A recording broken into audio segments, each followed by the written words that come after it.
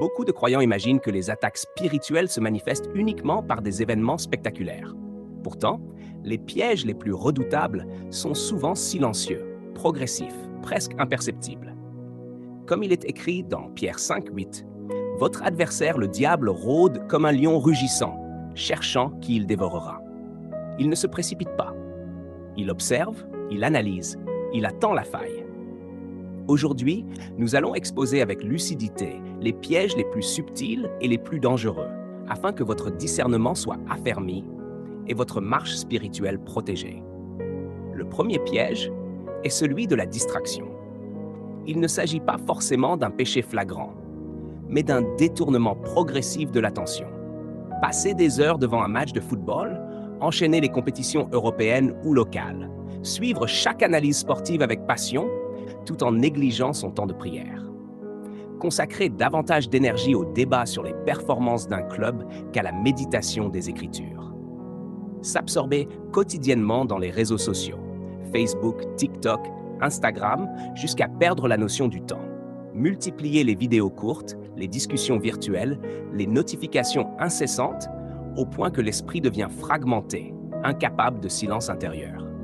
La distraction n'est pas toujours immorale, mais elle devient un piège lorsqu'elle occupe la place centrale que devrait tenir Dieu. Le deuxième piège est l'orgueil spirituel. Il se manifeste par une assurance excessive. Je suis stable, je ne tomberai pas. Je connais la parole, je maîtrise mes faiblesses. C'est précisément ce qui est arrivé à Pierre lorsqu'il affirma qu'il ne renierait jamais son maître. Quelques heures plus tard, la peur l'a dominé. L'orgueil spirituel crée une illusion de solidité. Il éloigne de l'humilité, de la vigilance et de la dépendance sincère envers Dieu. Lorsqu'un croyant cesse de prier avec profondeur parce qu'il pense être arrivé à maturité, le piège est déjà en place. Le troisième piège est la compromission progressive. Rien de brutal, rien d'évident. Un petit mensonge pour éviter une explication, une exagération pour protéger son image, une relation ambiguë justifiée par « ce n'est rien », un contenu immoral regardé juste une fois. Dans Genèse, le serpent ne force pas Ève. Il dialogue, il suggère, il instille le doute. La compromission commence toujours par une rationalisation. Ce qui était autrefois inacceptable devient tolérable, puis normal. Et l'âme s'endurcit sans s'en apercevoir. Le quatrième piège est l'isolement. Une personne commence à s'éloigner discrètement. Elle ne partage plus ses luttes. Elle évite les échanges profonds. Elle préfère garder ses combats pour elle-même. Progressivement, elle se coupe de la communion fraternelle et du conseil spirituel. L'isolement favorise les pensées négatives, amplifie les doutes et rend les tentations plus puissantes. Ce qui aurait pu être corrigé par un simple conseil devient une crise intérieure silencieuse. Le cinquième piège est la fatigue spirituelle.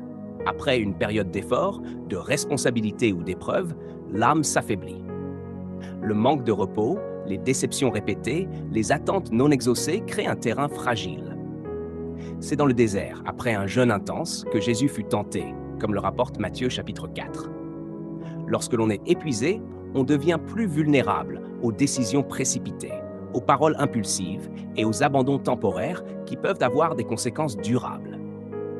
Le sixième piège est la culpabilité persistante. Après une chute, l'ennemi change de stratégie. Il ne tente plus, il accuse.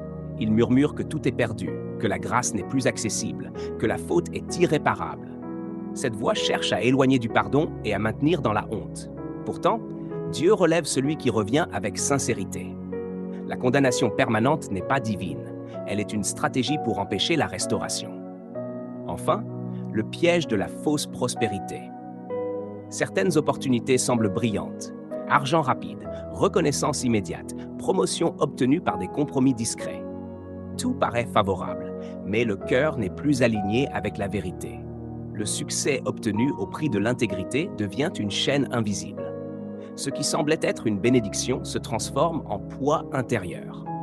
Comprenez-le avec gravité. Le diable ne détruit pas principalement par des attaques spectaculaires, mais par des glissements successifs. La vigilance quotidienne, l'humilité constante et la discipline spirituelle sont les remparts contre ces pièges. Un croyant averti devient un croyant stable, et un croyant stable devient difficile à ébranler. que cet enseignement fortifie votre discernement et éclaire vos choix. Si ce message vous a édifié, abonnez-vous à la chaîne afin de recevoir d'autres enseignements profonds et structurés. Activez la cloche de notification pour ne manquer aucune publication. Partagez cette vidéo dans vos statuts WhatsApp, sur Facebook et dans vos groupes afin que d'autres prennent conscience de ces pièges invisibles. Votre partage peut protéger une âme aujourd'hui. Merci d'avoir suivi cet enseignement jusqu'au bout et que Dieu vous garde ferme, lucide et victorieux.